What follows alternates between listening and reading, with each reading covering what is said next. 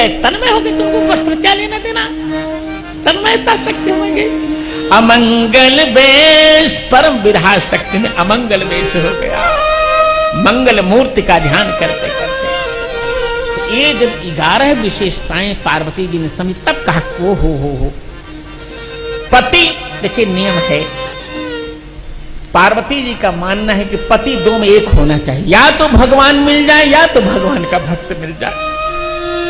पति रूप में दो में एक मिलना चाहिए, या तो भगवान मिले या तो भगवान का भक्त मिले। तीसरा पति नहीं मिलना चाहिए, शराबी, गजेड़ी, बेहुचारी, ऐसा पति, वो तो पतित हो जाता है, जीवन नष्ट हो जाता है मित्रों। इसीलिए पार्वती जी ने कहा अब तो मैं किसी भी प्रकार शिव जी से ही विवाह करूंगी, जैसा भी हो। नारद जी से कहा आप बताएं कैसा करूं, तपस्या करके बिल्कुल करूंगी, बिल्कुल वही तपस्या जैसा आप कहेंगे, घोर तप करूंगी, प्राण चले जाएं फिर भी नहीं छूटेगा तप। और वही क्या घोर तप किया पार्वती जी ने। सप्तर्षि दिगाना चाहते हैं पर पार्वती जी नहीं दिखते, चुप।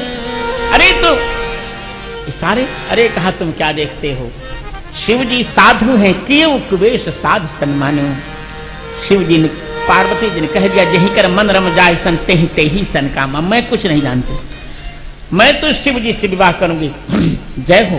पार्वती ने कहा, पार्वती जी ने कह दिया कि ये इतना बड़ा भक्त मेरा पति, ओहो। सारे पति पत्नी में आसक्त रहते हैं, ये रघुपति में आ सकते हैं, ऐसा परम भागवत पति अब कहां मिलेगा। पार्वती जी ने कहा कुछ भी हो जाए मैं इनका विवाह, इनसे विवाह करूं। और चुनौती तो तब मिली उनको, संसार की प्रत्येक पत्नी कोई भी ऐसी नारी नहीं है जो अपने पति से अपनी वासना की पूर्ति न करे। सबको काम तो चाहिए, पर धन्य है पार्वती जी, मां आप धन्य है, वास्तव धन्य है। शिवजी काम को जला रहे हैं। मुझे यह कहने में कोई संकोच नहीं कि पार्वती जी को जितना अच्छा तुलसीदास जी महाराज समझते उतना कालिदास नहीं समझते। कालिदास कई जन्म में पार्वती जी को नहीं समझ सकेंगे जितना तुलसीदास जी समझते हैं, क्योंकि कालिदास जी को पार्वती जी के दर्शन नहीं हुए हैं, और तुलसीदास जी को तो 5 वर्ष की अवस्था में उन्होंने दूध पिलाया है। मेरे गुरु मातु पितु शंकर भवानी है, गुरु पितु मातु महेश भवानी। पार्वती जी को तुलसीदास जी महाराज ने दर्शन किए हैं उनके, इतना अच्छा कोई नहीं समझ सकता। कालिदास तो कहते हैं तथा समक्षम दहता मनोभवम पिनाकिना भग्न मनोरथा सती।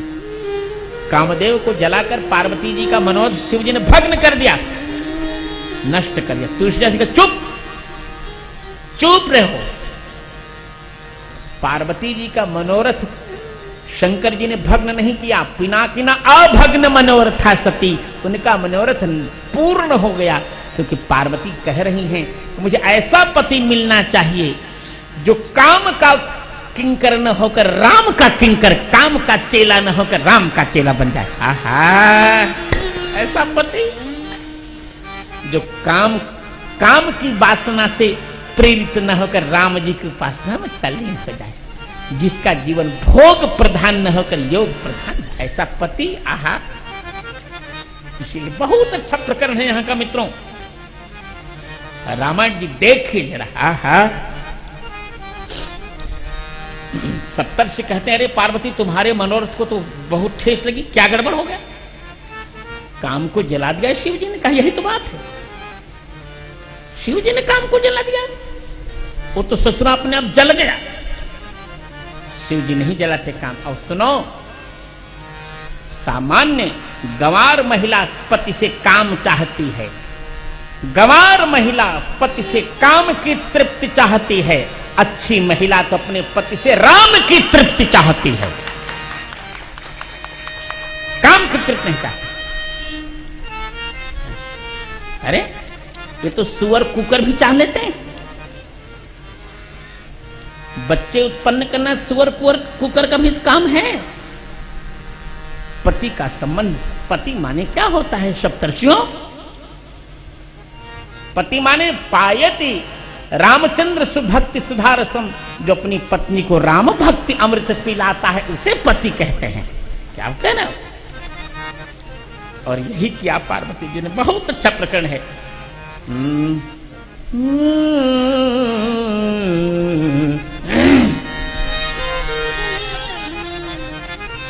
आज शिव जी का निश्चय विवाह, शिव जी को शिव जी के गण श्रृंगार कर रहे हैं, जटा का मुकुट। प्रश्न किया जा रहा है, एक बात बताइए, ऐसा श्रृंगार जटा का मुकुट क्यों? कहा कि मेरे सरकार ने वन में जटा का मुकुट धारण किया है, इसलिए जटा का मुकुट। अहिमौर क्यों? क्योंकि मेरे सरकार की सेवा में शेष नारायण ही लक्ष्मण बन करत अहिमौर, वही कुंडल, वही कंकण, वही लंगोटी, मस्तक पर चंद्रमा, मस्तक पर चंद्रमा, क्योंकि मेरे सरकार के नाम में चंद्र जुड़ा है, अतः गंगा मस्तक पर क्यों? क्योंकि कहा कि मेरे सरकार का ये चरणोदय। क्या भगवान की भक्ति भी मैं राम नाम कहकर किया है। उर नर सिर माला, क्यों भाई? कहा इसलिए कि जिनके मुख से राम नाम निकला है, जो राम नाम निकलते निकलते जिनके प्राण छूटे हैं, उन्हीं के सिरों को मैंने अपनी माला बना लिया है। कर त्रिशूल, हाथ में त्रिशूल लिया है जिससे राम भक्तों को कोई कष्ट ना हो। और डमरू, 14 सूत्रों के रचयिता नंदी पर चढ़ के चल रहे हैं। नंदी माने जानते हैं ना, हमारे यहाँ नंदी वाक होता है।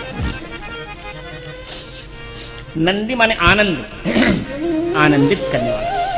नंदी बैल पर देखो, यही धर्म राम जी के लिए रथ बन गया।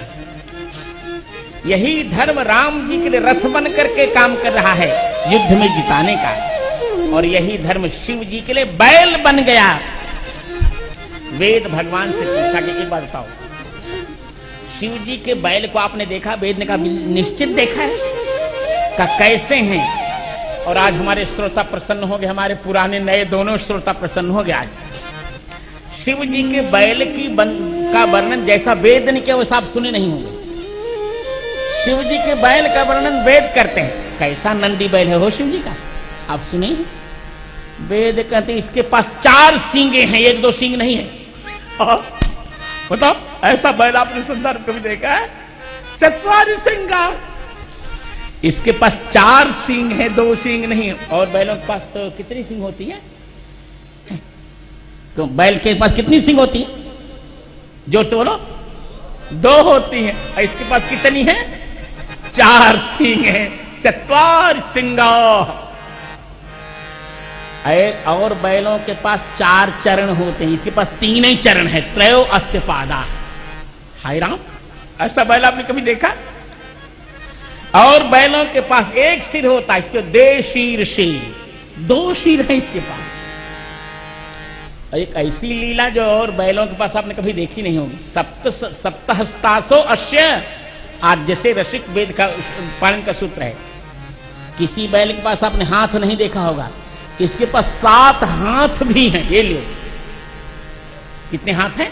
7 हाथ। ऐसा बैल आपने कभी देखा क्या? और त्रिधा बद्धो, 3 स्थानों से बधा हुआ है। 3 स्थानों से बधा हुआ है। त्रिधा बद्धो, इसके पैर से बधा हुआ, फिर भी चलता रहता है। पैर से बधा है, तीनों पैरों में बधा हुआ है। थोड़ी थोड़ी उसको लगी है, छन्नी लगी है, जिसे दौड़ न सके बहुत अधिक। ऐसा वृषभो रो रवीति, ये निरंतर राम राम राम राम शब्द करता रहता है। ऐसे महोदेव मर्त्यान आविवेश, इसी बैल पर विराजमान होकर महोदेव तेजोमय देवता महादेव भगवान शंकर मर्त्यान आविवेश भक्तों का कल्याण करने के लिए आते रहते हैं। बोल नंदी बैल के सवार शिव जी की। विचित्र, ये विचित्र ही बैल है हो, इतना सुंदर बैल है। 4, ये साक्षात धर्म ही तो बैल बन गया। 4 इसकी सींग हैं। 4 सिंगा 4 इसके सींग हैं। कौन कौन? तप, सत्य, शौच और दया, यही 4 सींग हैं। त्रयो अस्य पादाः, 3 इसके चरण हैं, 3 चरण हैं इसके। प्रवृत्ति, निवृत्ति और प्रपत्ति, ये 3 चरण हैं। 2 शीर से, 2 शीर है उसके। अभ्युदय और निश्रेय, श्लोक और परलोक। सप्तहस्तासो अस्य, 7 इसके पास हाथ हैं, 7 हाथ हैं। भूरलोक, भूवरलोक, स्वर्लोक, महरलोक, जनोलोक, तपोलोक और सत्यलोक, यही 7 हाथ हैं इसके। त्रिधा बद्ध, 3 प्रकार से बद्ध है। श्रुतियों से, स्मृतियों से और पुराणों से 3 प्रकार से बद्ध है। यह रो रवि निरंतर राम नाम का जप करता रहता है। राम नाम सब धर्ममय। मैंने निर्णय लिया है कि श्रोताओं को चाहे जैसा भी लगे, मैं व्यर्थ की बात करके श्रोताओं को हंसाऊंगा नहीं। व्यर्थ की बात करके जो श्रोता को हंसाते हैं, वो श्रोता को संसार के चक्र में फंसा देते हैं, मुक्त नहीं कर पाते। मैं ऐसा पाप कभी नहीं करूंगा। चाहे मेरी कथा में श्रोता बहुत आए चाहे नहीं, यहां जो आएगा वो राम भक्त बन करके जाएगा। मैं राम भक्त बनाना चाहता हूं, राष्ट्र भक्त बनाना चाहता हूं। मैं व्यर्थ के किस्से, कहानी, फिल्मी गाने करके नचाना नहीं चाहता। मैं, क्योंकि मेरी दृष्टि में रामचरितमानस राष्ट्र ग्रंथ है। इसमें राष्ट्र देवता के मंत्र मिलेंगे आपको। तो राम जी ही राष्ट्र हैं। राष्ट्र का सूक्ष्म रूप राम, राष्ट्र का सूक्ष्म रूप राम है। राम का विराट रूप राष्ट्र है। कितना सुंदर वर्णन है। ऐसी बारात धर्म पर असवार होकर, विराजमान होकर, विश्वास श्रद्धा से विवाह करने जा रहा है। श्रद्धा बिना धर्म नहीं होई। और इसीलिए देखिए, इस बात को केवल पार्वती जी समझती हैं। सारे लोग विरोध कर रहे हैं कि पार्वती ऐसे वर से विवाह मत करो। अगवानी भयभीत हुए। बच्चे ने कहा कि सब मर जाएंगे। मैना ने कहा मैं विवाह नहीं करूंगी। बच्चे तो बेचारे, बच्चों को बड़ा उत्साह कि जीजाजी हमारे आएंगे, आनंद करने। बच्चों को क्या पता है कि कैसे जीजाजी हैं। नारायण आगे हैं, शिव जी पीछे। बच्चों ने सोचा यही जीजाजी होंगे। बच्चे आ रहे हैं बेचारे, छोटे, जीजाजी नमस्ते, जीजाजी नमस्ते। भगवान ने कहा कब तक सुनो भैया, अब कभी तो पोल खोलनी पड़ेगी। तीसरी बार कह दिया नारायण ने, करे भैया तुम नमस्ते मत कहो, हम कुछ नहीं समझते। कहा क्यों? आप जीजा ने कहा मैं जीजाजी नहीं हूं, आप देखना जीजाजी को। और जब नारायण के बाद शिव जी को देखा, मित्रों क्या कहते हैं, बिडर चले। सारे वाहन भयभीत हो गए बेचारे, हाथी घोड़े सब भागने लगे। अब बच्चों की तो बेचारों की ऐसी तैसी हो गई। छोटे छोटे बच्चे देखा सांप बिच्छू, भूत, बेताल, नंगे, विचित्र देवता लोग। बच्चों को तो सूसू होने लगे उसी समय। हे भगवान क्या होगा, क्या होगा? माताओं ने किवाड़ा खोला। माताओं का चुप रहो, पहले किवाड़ा खोलो, किवाड़ा खोलो पहले। माताओं ने कहा भाई क्या हाल चाल है, जीजाजी कैसे हैं? बच्चे बहुत गुस्से मारे। कहा चुप रहो, जीजाजी क्यों कहती? जीजा को देखने पर तो जीने का मन करता है, इसको देखने पर तो मरने का है। तो मर जा जी से कहो ना, ये जीजाजी क्यों कर रहे हो? इतना भयंकर। सारे लोगों का विरोध पार्वती जी सह रही। पार्वती, मैना ने कह दिया मैंने नारद का क्या बिगाड़ा। ऐसा उपदेश देकर बावले वर से मेरी बेटी का संबंध कराने के लिए उससे तपस्या करा दी।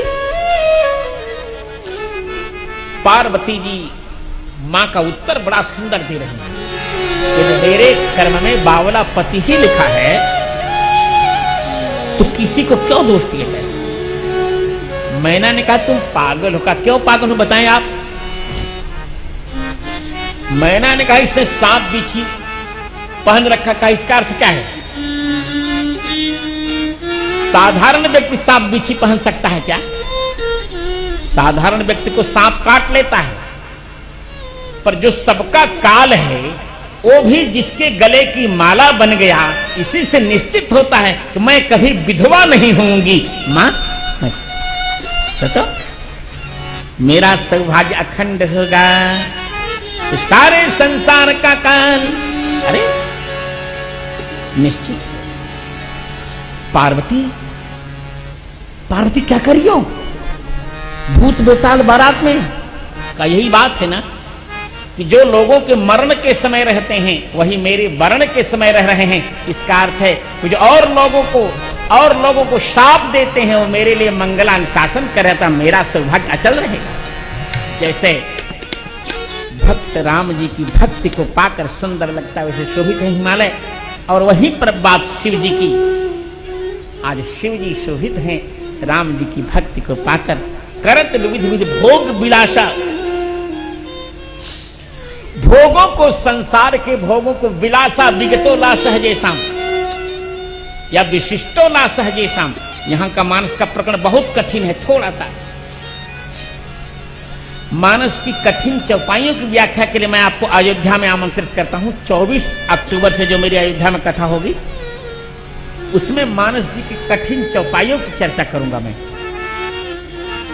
यहां करत विविध विधि भोग विलासा, गणन समेत बसत कैलासा। भोग विलास कैसे करेंगे? क्योंकि पार्वती जी पहले कह चुकी हैं, हमरे जान सदा शिव जोगी, अज अनवद्य अकाम अभोगी। तो जब शिव जी अभोगी हैं तो भोग विलास कैसे होगा? इसलिए भोगों को विलास लास रहित कर रहे हैं। संसार के भोगों को भी राममय बना रहे हैं। संपूर्ण भोगों को भी शिव जी ने राममय बना दिया। करत विविध विधि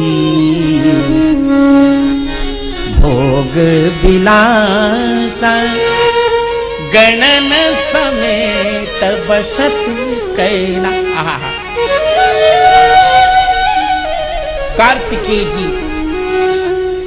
कार्तिकेय जी और गणपति जी का जन्म होता है पार्वती जी के यहाँ। कार्तिकेय जी के 6 मुख हैं। 6 मुख हैं कार्तिकेय जी के। ये राम मंत्र का भजन ही 6 प्रकार से जो पार्वती जी भजन कर रही हैं, 6 प्रकार का भजन 5 इंद्रियों से और मन से,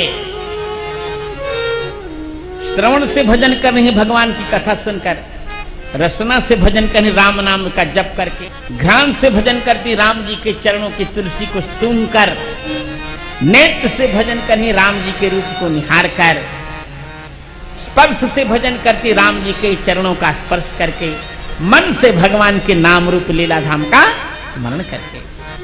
ये जो 6 प्रकार का भजन कर रही पार्वती जी, वही पार्वती जी का 6 प्रकार का भजन ही कार्तिकेय बन गया। इस प्रकार पार्वती जी का गृहस्थाश्रम पूर्ण। अब गृहस्थ को क्या करना चाहिए? देखिए गृहस्थ को क्या करना चाहिए?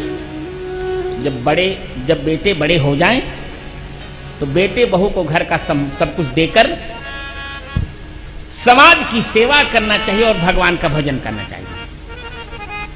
यहां तो आजकल बुढ़ी मां 70 वर्ष की हो गई पर ताला स्वयं रखेगी बहू के लिए ताला घर में बंद रहेगा।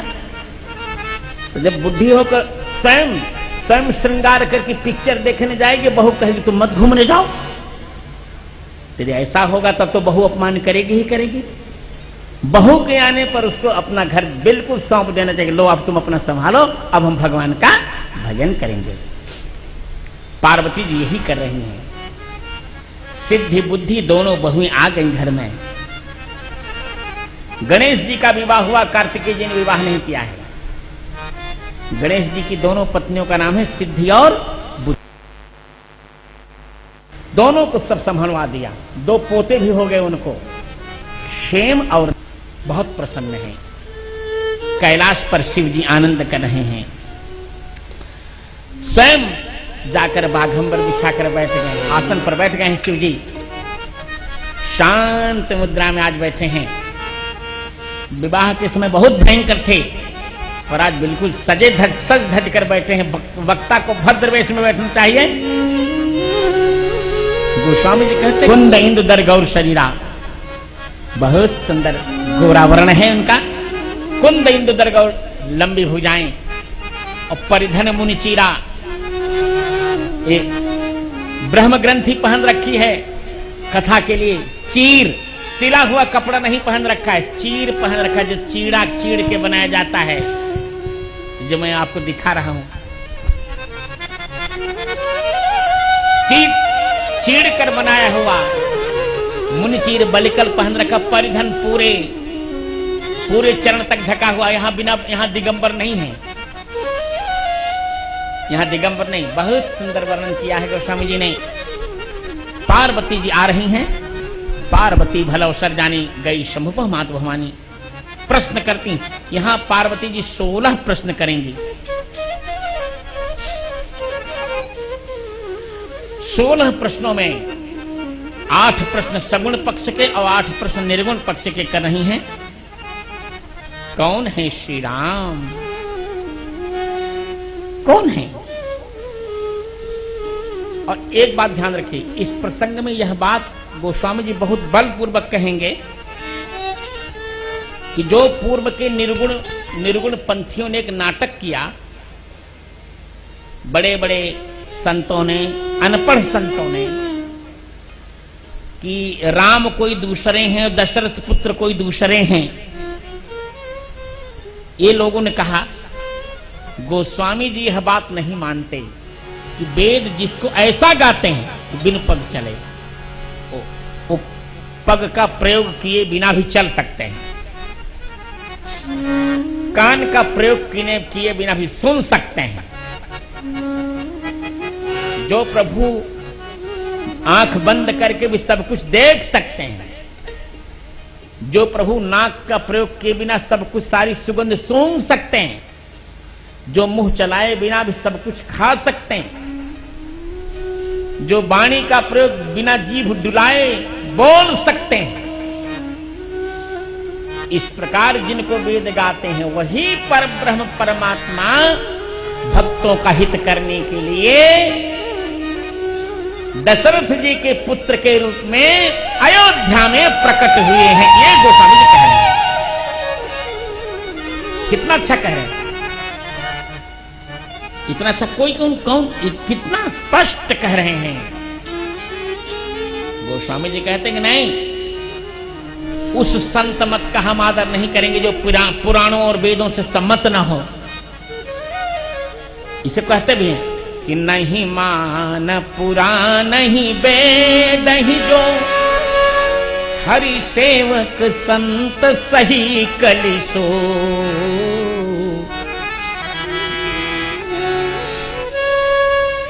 देखिए यहां गोस्वामी 2 बात कहेंगे और दोनों आपको समझनी है।